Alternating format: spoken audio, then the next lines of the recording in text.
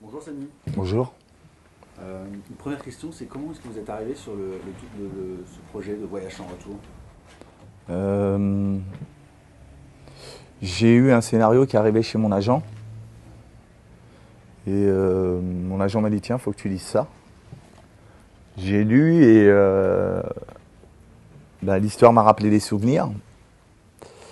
Et puis j'ai accroché avec mon personnage.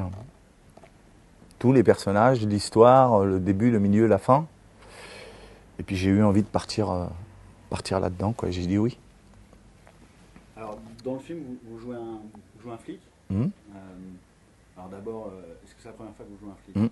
Ouais, hein. Mmh. C'est bien ce que je pensais.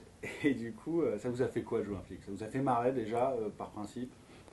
Non, ça m'a pas fait. Oui, avant la première prise, ça m'a fait marrer. Ouais. Mais après, une fois que tu es dedans, non, ça te fait plus marrer parce que le personnage, il est pas du tout marrant. Mais c'était marrant par rapport à mon vécu d'acteur. Parce que j'ai toujours joué des rôles de rigolo, des comédies, des rôles de gangster. Et là, je campais un flic de la sûreté du territoire et de surcroît de la brigade antiterroriste.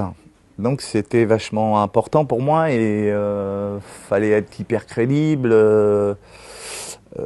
prendre des infos à droite, à gauche, essayer de se renseigner comme on pouvait pour être le plus pointu possible, pour que le spectateur y croit, comme moi j'y crois, y est. Et justement, j'ai l'impression que ce qui vous aide aussi, c'est ce duo avec Serge Gavoukine. Ouais. Ça marche, ça fonctionne très bien, hein, c'est vraiment lui, c'est le commissaire. Ouais. Vous pouvez nous parler un peu de ce duo? Alors, est-ce que c'est aussi caricatural qu'on peut le penser, genre le mauvais flic et le bon flic, ou pas tant que ça? Voilà, c'est pas que c'est le mauvais flic et le bon flic, c'est que lui, c'est le mec, c'est le flic de l'ancienne école, et que pour lui, il a des règles, il a des trucs bien appliqués, qu'il suit depuis des années. Et moi, je suis un jeune flic qui croit que tout est possible, qu'un tel n'est pas susceptible d'être coupable tant qu'on ne l'a pas pris en flag. Et lui, pour lui, s'il a une petite preuve, il est coupable et il restera le coupable jusqu'au bout. Donc on a joué là-dessus et ça fonctionne très bien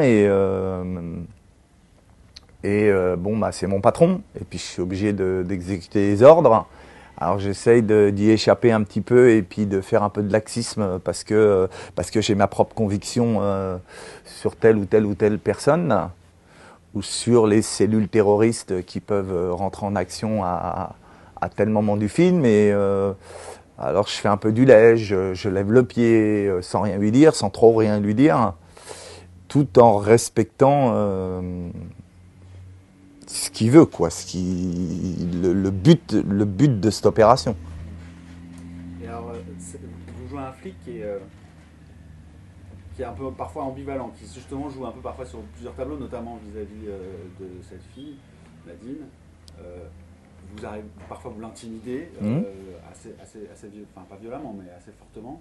Et puis il y a une scène où vous êtes plus dans l'empathie avec elle. Ça, c'est l'embrouille des policiers. Hein, dans tous les commissariats de police, on sait qu'il y a un gentil, il y a un méchant, et puis qu'il y a une phase gentille, on va t'arranger, on va te faire sortir, on va dire plein de bonnes choses sur toi au procureur de la République, et puis tu verras, tu vas bien t'en sortir, et puis tu feras un petit peu de prison, puis si tu donnes le nom de tes complices, on va peut-être, mais là c'est une histoire de terrorisme. Donc c'est pas du double jeu, c'est pas du passage de pommade, c'est plus que ça, c'est de la manipulation, il faut être terrible. Les mecs, ils font partie de la brigade antiterroriste.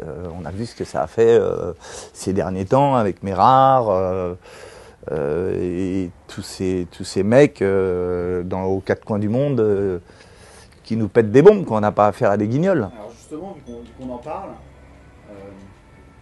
le sujet du film il est quand même donc un peu tendu, surtout en ce moment, quoi. C'est un sujet compliqué avec la caméra, et puis là on parle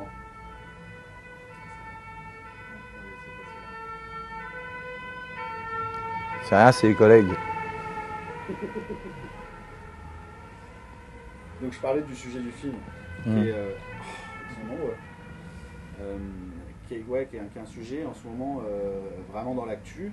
Vous avez quel regard sur ces gamins, alors souvent de banlieue, par la force des choses, mais qui se radicalisent aujourd'hui, qui décident tout d'un coup de partir faire le djihad et revenir en France, poser peut-être des bombes.